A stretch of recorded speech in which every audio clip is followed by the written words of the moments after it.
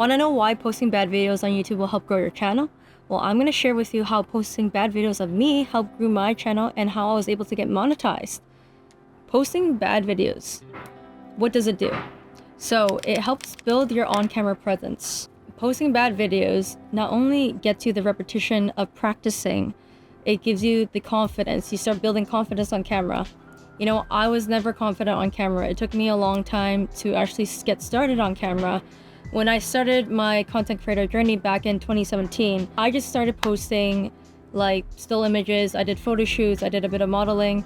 So when I started my content creator journey, I didn't even start with video yet. I just started off with pictures. It was easier to grow back then like that. Now the whole social media game has changed. Video content is way better. You get to gain people's trust and you get to showcase your personality out there as well. So in 2019 is when I started actually creating video content. And this is where I actually started growing more of an audience and a loyal, dedicated community. From my own experience of growing my confidence on camera was definitely hard. You know, this is where you need to get the reps in. I started streaming on Twitch, once, twice a week, and that turned into 3 times, 4 times, and 5 times a week. And being on camera, I was really shy in the beginning. I was only able to be on camera for maybe 1 or 2 hours, and then that turned into 3 or 4 hours, of like filming myself like live on camera. And for me, my experience was I had to be on live camera, so there's no screwing up. And if you do screw up, it happens. And that's what got me to improve my on-camera presence over time was like, if I'm on live stream, I can't be screwing up every time, midway conversation or while I'm talking about stories or anything like that. Think about building your on-camera presence as if you're talking to an audience, talking to your friend. I think it takes the pressure away from speaking in front of camera because it's kind of awkward in the first, little while of like speaking in front of a camera because you're literally looking at a camera and you're looking at equipment. And the best way to take the pressure off is to imagine you're talking to your best friend. That's what helps over time when you start recording yourself on camera and like really speaking in front of the camera is think about you're talking to your best friend and like you're sharing your thoughts to your best friend, and then your audience becomes your best friend. Your audience becomes your community. That's how it gets improved over time. And now the next thing is your on-camera presence. So once you actually are confident enough to hit record and start recording yourself on camera, now you get to improve yourself on camera. Okay, so in the beginning, I was actually not that great at presenting myself on camera. I was like awkward. I didn't have my personality yet because I was shy and I was very monotone and kind of robotic. And even right now, as we speak, I took 2 years break from my personal brand and I'm still rebuilding how to put personality in my videos. And this is why creating bad videos and posting bad videos will help grow your channel, is because over time, when you do this, you're practicing. It's like, learning a new hobby, like a new sport. When I first started taking yoga classes, I didn't know what to do. I just kept going and going, and then I learned the skill. Same with Muay Thai. I didn't know how to punch a bag. I didn't know how to twist my hips to kick properly. Over time, doing the repetition, I felt more confident, and I was like, okay, my kicks are getting stronger, my punches are getting stronger. I just kept doing it. Same rules apply with speaking in front of a camera. Comparing my own journey, when I first started to speak in front of a camera, awkward as hell. I didn't have much to say in front of the camera and I was really shy and the words didn't come to me. Like I wasn't sounding articulate on camera. I didn't know how to present myself on camera. And over time of making those bad videos and bad recordings, I then learned, it's a process. And now the next one is building stamina to start filming batch videos. So like I was mentioning before, when you're picking up a new hobby, a new sport, when I did Muay Thai and boxing, actually, I only did it once a week, expanded it twice a week. So you slowly get better at doing it and then you slowly expand your capacity, right? Because even for filming, getting back on camera, I'm going to be honest with you guys, like it's hard to film every single day and it's hard to keep that momentum up. So the only way to do that is like you slowly do it, like slowly get yourself and your routine into it, building up that momentum. So, film once a week, film for 1 or 2 hours, because you want to conserve your energy to get better at being confident on camera. And then the presenting yourself on camera, showcasing your personality is going to take some time for that to happen. So, maybe the first week you're going to be a little bit monotone and you're still going to be like slightly awkward and not showing who you are, With past client work, they were really awkward on camera, but like if even behind the scenes of directing them, they would feel more confident because I was there on the other side, like behind the camera, telling them like, hey, it's okay, you do this way. Now, the next one, building better systems for creating content. Over time, you're gonna learn how to improve your script and your video outlines. So in the beginning, when I started creating, my live stream content and my video content online, like on Instagram, on Twitch, Twitter, and YouTube, I was not great. I didn't have a structure. I didn't have a flow of how to do things, And over time, I reiterated and then redefined my system, streamlined my system so it'd be way faster to do. So when you do create these bad videos, you're gonna slowly learn how to make your systems better. The video script outlines is gonna be way faster. And when you look at your script for your videos, it's not gonna be awkward or weird because you're gonna know, it's gonna be faster. So when I used to do the videos, even on Twitch and YouTube, I would just take titles and then I didn't have an actual system. I was like kind of winging it as I went. And then, soon after, having mentors and people to coach me through it and just like, learning from those people, my systems got better, even taking courses too. It really helps me structure the video portion of it. Having your script and your video outline is very important. When you're first starting videos, I would recommend do as little as possible and then slowly add to it so you don't overwhelm yourself with creating video content, because in the beginning stages of creating video content, it might seem overwhelming because you're doing a lot of things and building your personal brand online. You're taking a chance on yourself, but this chance is worth it because you're like building a digital resume. Not only creating these bad videos will streamline your process for your scripting and your video outline, it will also help you organize your workstation. If you guys would like my video outline process, I'm gonna link it down below. Click the link in the description. You'll find my video outline process right there. So when I first started, I didn't have an actual station and I didn't have, the proper equipment to start off, and I didn't really have like a station for everything. And then I realized like to make things faster, you need a proper station, you need to organize a proper area so you can flow. And to take less friction off, like if you have one area where you put your tripod in and you have like an area where you put your mic, or whatever it is, that's all you really need. So you don't constantly change the stations, because when you're starting off your personal brand, you don't want to have like different sceneries right away, because you need to have a process and a system and a station. It not only is good for your productivity, but it's also good for, your mind, for clarity, right? Even with software like editing, I didn't have like proper templates, and I feel like that caused friction not to keep going, right? Eventually I had a system and process in place of like, okay, this is my workstation, this is where I'm going to be streaming, I'm not going to be moving around, it's only going to be in this station. So not only are you saving time, you're saving your energy, and it just is faster, the process becomes faster. So when you're creating these bad videos, you're going to realize like, oh, the lighting might be bad here, you're going to fix it up, create an area where you have good lighting, okay? And these are the things you're going to like start to figure out when you're creating the bad content, is like, okay, this might not be a good area to record your video. So you're gonna move it to one area and you're gonna keep it there too, right? Because you want things to be organized. Same with the sound quality. You want it to always be the same. Always want it to be clear. And you always want to be improving slowly, And creating that bad content, you'll realize these little small things, like maybe the lighting needs to change, maybe the angling needs to change, right?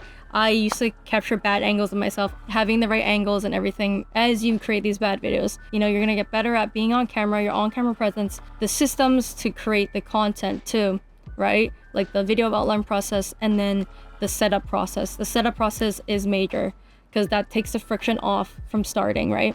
When you create these better systems, you're going to be more specific on your content and your brand. What do I mean by this? So your direction and your niche. So when you're creating these bad videos, in the beginning stages, even for me, from my own experiences, I was experimenting. I didn't really have anyone to help me up until 2019 when I hired a content strategist manager, someone to help me and to mentor me. For those of you who don't have that type of support, you could always get a friend to give you that constructive criticism and feedback. Through my own process and how I learned is like, I posted bad content and then got someone to look over it, got that content strategist to look over it.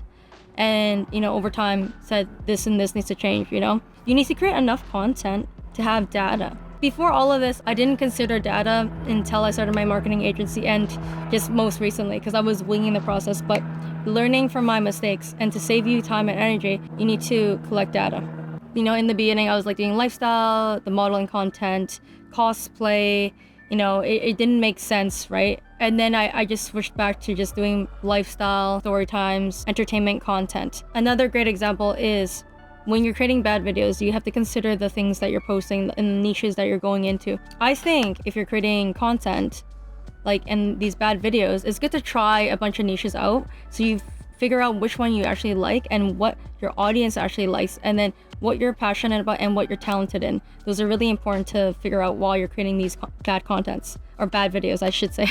You know, even when I was creating bad videos too, I didn't know where I fit in, and then I, you know, realized, you know, the entertainment storytime content is where I fit in. People liked hearing about my, you know, the relationship content, talking about relationships and stuff like that, like on my Twitch channel. And then slowly putting it on YouTube, like personal development and relationships, right? Not only are you getting more specific in your niche, you're also getting more specific in your audience too, right? Because you don't want to be creating food content, you know, cooking videos, and then you're doing, you know, fitness videos. It doesn't really make sense, right? Unless, you know, you're doing like how many calories you need to eat and this and that. So maybe like something like that. If you're doing a finance content, it really goes well with personal development, right? And the personal development content goes well with business content, because in order to become a business owner, you need to become a functional adult. And by doing so, you need to incorporate the mindset, you know, good mindset, taking care of your body, your mind, and everything. So those are the type of things to think about when you're starting out as well. But when you're creating these bad videos, you're gonna learn what is good, because your audience and the feedback you get from creating these bad videos will show up. If you guys like this type of content and found value in it, please like and subscribe. I want to be able to reach more entrepreneurs and content creators like you, so we can help spread the word. Next one, building your portfolio online. So building a portfolio of content, you're like building your online resume, your digital resume. So for the world to see, and this is really important because when you just have 5 videos or 3 videos, there's not enough data, there's not enough to have social proof, you know? And when you're starting on a personal brand, online business, or scaling your business online, you need to have a lot of content. Whether or not those videos are bad or cringe or weird, it's a starting point. Everybody's journey is gonna be different. Maybe some of your bad videos might pop off in the beginning, and then some might not. You know, I had a mentor look through my content, had someone that I hired to look through it before, you know, and it's really good to have a friend to give you that constructive feedback. I want to say is building portfolio of content. You will be able to build your audience faster. You know why? Because you'll have a wide range of content. So as I was mentioning before, okay, you want to like maybe narrow down to 1 or 2 niches before you start spreading out yourself. You don't want to have like 5, 6 different niches, because you're going to confuse your audience. And for your branding too, right? You want to be specific in the beginning, you know, more narrowed down than ever, like 1 or 2 niches to start off with. Like I was saying, niches that like combine well with each other. Like if you're in interior design, maybe home renovations might work out with that niche, because you do some type of renovations with home design, right? Like if you're doing a bedroom makeover, you do the design portion and then you do the renovations after, right? When you have a lot of content, you are able to also collect data from the audience. So this is where you look at your viewers' engagement. So if you're someone who has a hard time finding flaws in what you do, this is what I mentioned before, you know, either getting a mentor, you know, getting a coach, getting someone, your best friend, to look over your content is very important, because having a second opinion is really important if you're someone who needs to be coached through it. Because, you know, not everybody knows what good and bad content is, and especially like if you're someone new to starting this off, it's definitely good to get a second opinion, because this is how you improve, because you need to iterate. While you're creating bad videos, you don't want to continue creating bad videos. That's not why we're going to keep posting bad videos. We're going to keep posting bad videos so we get good at it, because we need to get good at it, or else we won't be able to create engaging, profitable personal brand and content, right? So we want to be able to engage the audience and also create a loyal community. And by doing that is creating a community on specific niche and content style, right? Starting off a wide range of content, you then narrow it down, determining what videos are good or bad, and then using that feedback from your audience, compare it to your previous videos. Okay, so if you have 30 plus videos, you can do a really good comparison on what videos are performing and what people are watching, what people are clicking through, you know, what people are actually watching it all the way through, right? because YouTube tells you all of these things, like with the data, right? Anyways, I feel like I've been talking about data too much, but that is really important to keep in mind when you're creating bad videos. You need to be able to track everything, you know. And then the last one is YouTube will promote your old videos. Having a portfolio of content is really good too, because YouTube will still promote your old videos, especially if you have a wide range of content. People who are new viewers to your channel, when they click on your channel, they'll be more likely to subscribe and to actually be engaged to your content. You know, when you only have 3 videos, people aren't gonna wanna stay tuned because there's not much there. It's kind of like when you watch a Netflix series and they only have 1 season. You're almost taking a risk to continue on that series. Or like, let's say they have a series, but it's like brand new, so the episodes come every week. And then you're just like, should I give it a chance or not, right? But if you have a bunch of content, you know, portfolio of content, library content, you have a more likelihood of keeping an audience and keeping a loyal community engaged. As I mentioned, YouTube will promote your old videos, whether that's 4 or 5 years old. You know, I still get recommendations of videos from like, I don't know, 7 years ago. When I search for videos, old videos still pop up. They still get ranked. You know, your videos will get ranked over time. So putting those bad videos out there on the internet, on YouTube, especially on YouTube, they're going to get ranked over time, you know? The longer your content is out there, the better it is, you know, and YouTube still promotes that stuff. So what we have learned in this video is creating bad content on YouTube will help grow your channel. It will improve your on-camera presence. You'll gain the confidence to start recording. You're going to get the stamina you need to start recording. You'll be able to showcase your personality on camera. You're going to create better systems. You're going to streamline your process. And then building your portfolio of content. Also, leave a comment down below if you're growing your YouTube channel and let me know how your journey is going. There's that for you guys. Thank you for watching.